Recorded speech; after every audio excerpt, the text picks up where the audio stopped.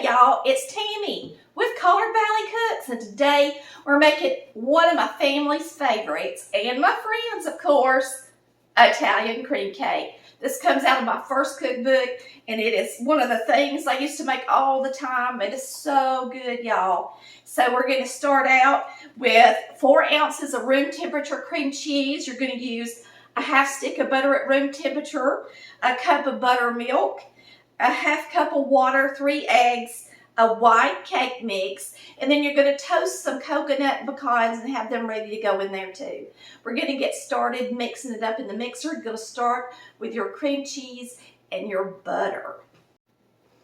Okay, this is the recipe in our first cookbook, Italian cream cake. And you're going to start with 4 ounces of room temperature cream cheese. I'm going to go ahead and slide this off.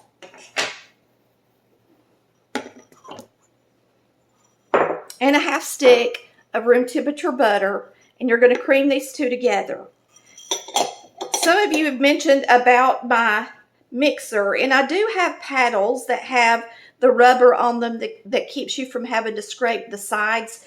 I just do not use them. We're going to turn it on and start mixing it up until it's fluffy. Now I'm going to add my eggs. I'm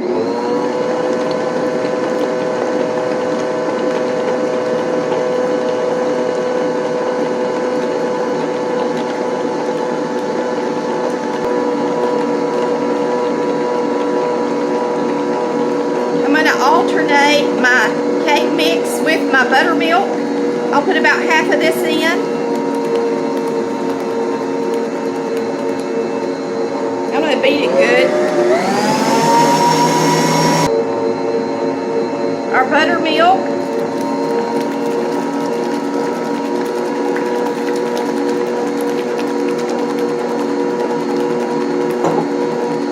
The rest of our cake mix. And the half cup of warm water.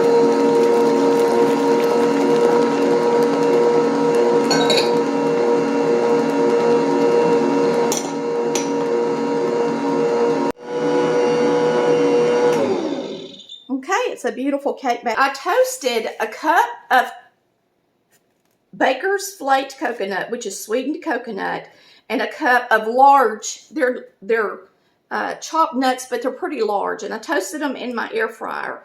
And if you want to know how to do that, just look in the description post at the instructions. But we're going to be using this on the top of the cake after we ice it, and we're also going to put a cup of this in our cake layer.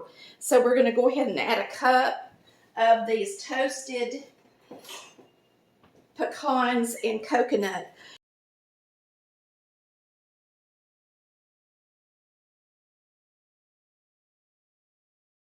All right, that's 1 cup of toasted coconut and pecans. We're going to mix this up and get them in the layers.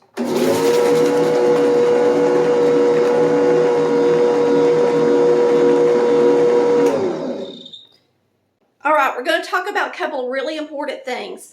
When you toast your pecans and your coconut, whether you do it on the stove top in a skillet and turn it continuously until it's nice and toasty, you can put it in the oven at 350 degrees, but you still have to move it around the pan because it's going to get darker around the edges, okay? So you have to turn it in the baking sheet or even in your air fryer. If you want to use an air fryer, you can do it, but make sure you don't have tiny little pieces of pecans or they'll just drop down into the bottom. And you will be putting it on 270 degrees, and you're going to actually take a spoon and mix it up every couple of minutes until it's a beautiful golden color. One more thing, make sure you use a white cake mix because yellow cake mix has a very strong, distinctive flavor, and it will not taste as good and delicious and taste more like a homemade cake if you use the yellow. Do not use yellow in any of my cakes, whether it's the red velvet, the Italian cream, the strawberry. Make sure you grab that white cake mix, please. Okay, Now we're going to spray our pans with some Baker's Joy, and we're going to get these in the oven. I like to use 3 8-inch layers because it makes a tall cake, and that's just what I like to do. It's not going to take as long to bake mine as it will yours if you just use 2 layers. So make sure you keep that in mind, and bake these at 350 degrees until they're done, until a toothpick comes out clean. Start checking them in about 25 minutes. My friend, Baker's Joy. And remember, if you like anything that you see, you can get it on our website at www.collardvalleycooks.com. That keeps me from having to answer a lot of questions, y'all. Alrighty. We're going to get these in the oven. And boy, this is so good with that toasted coconut and those pecans. You can't get a better cake later, I promise.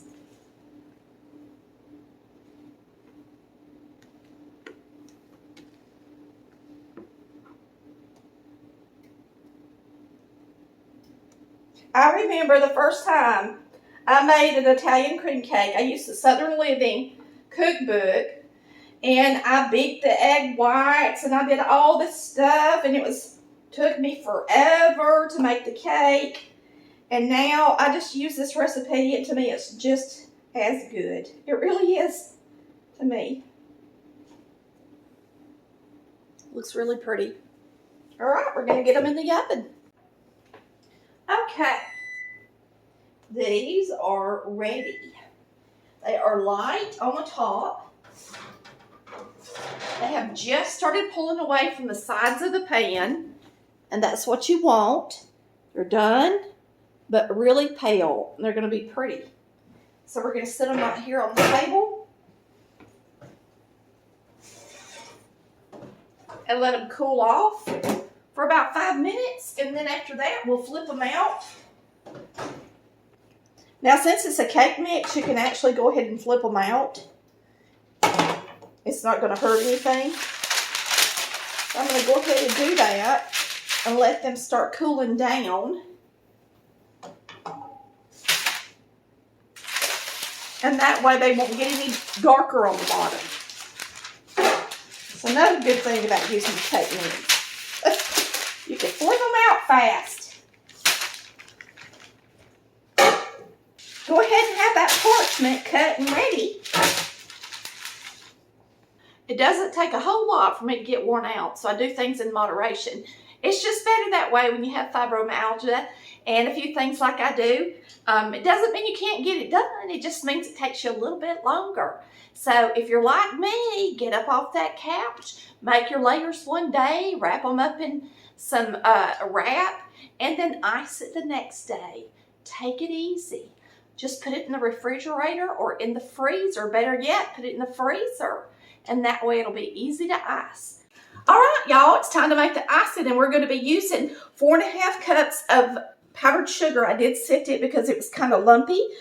And then we've got a stick of room temperature butter, an 8-ounce package of cream cheese. We're going to be using a little bit of cream. We've got our toasted coconut and pecans, a tip ready to make the cake pretty, and we are ready to roll. So we're going to start off in the mixer with the cream cheese and the butter, and we're going to mix them until they're nice and fluffy.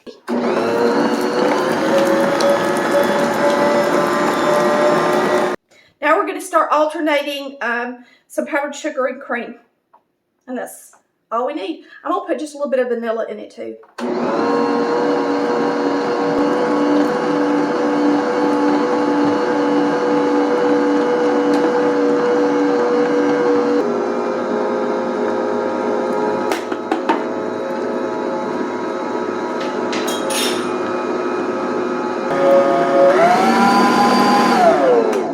It's ready.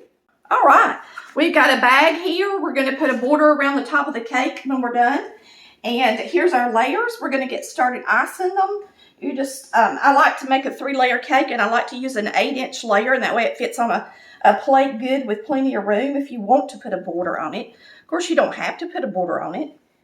This cake is really soft, and so I need to use my spatula, not this. Okay.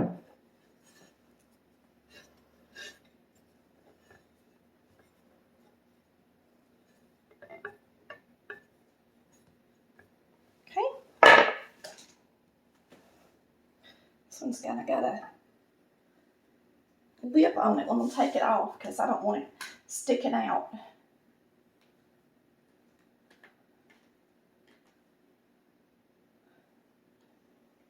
So all I did is take the little edge off so that it wouldn't be sticking out. Of course, we're probably going to cover it with pecans anyway, so it probably don't even matter, but I'm going to go ahead and clean this one up too because it made my hands sticky. Okay, if you freeze your layers, there's two good things about it. One, it makes the layers moister, and two, it's easier to ice. So it's always good to throw them in the freezer, and of course you wrap them up first.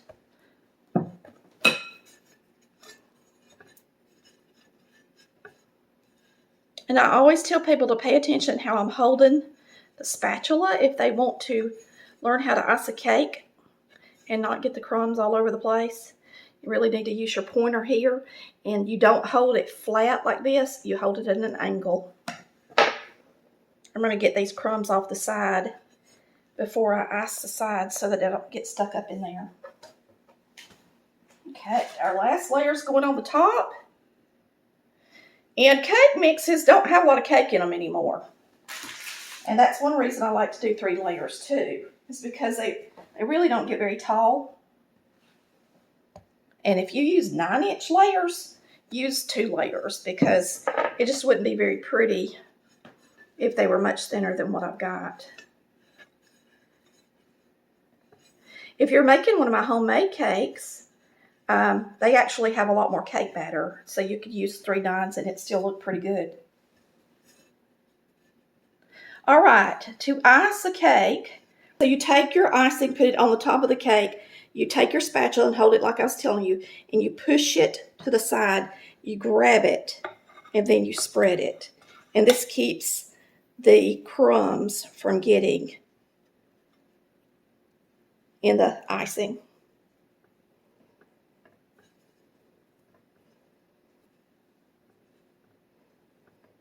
I'm trying to save enough icing to do the border at the top to make it pretty. I think I can have it a little bit more.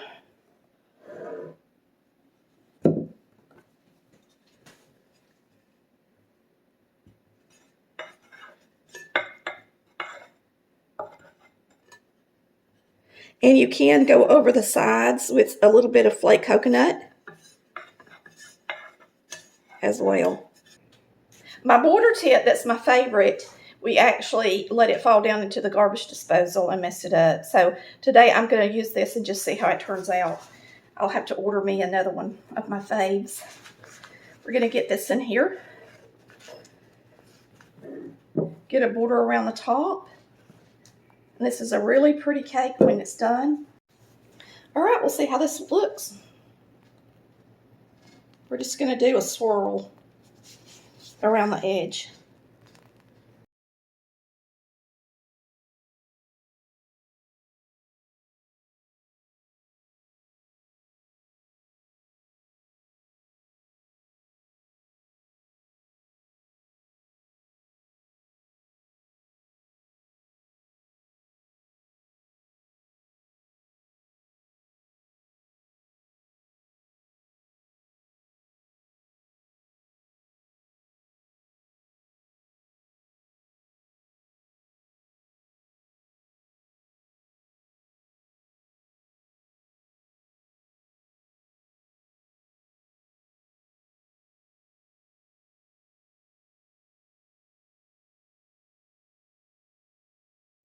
So you put that in the middle, and then I'm going to pick up the cake and put this coconut around the edges. And the easiest way to do it is to pick up the cake. I see a lot of people put stuff on the sides of cakes, and they try to keep it on the stand. And this is the easiest way to do it right here. Just pick it up Break it back into your container.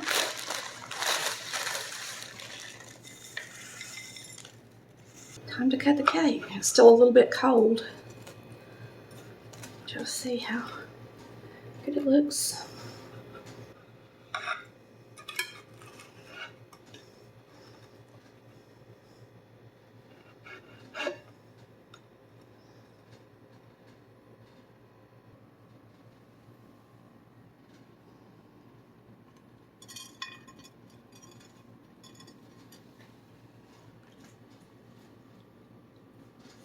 Super moist.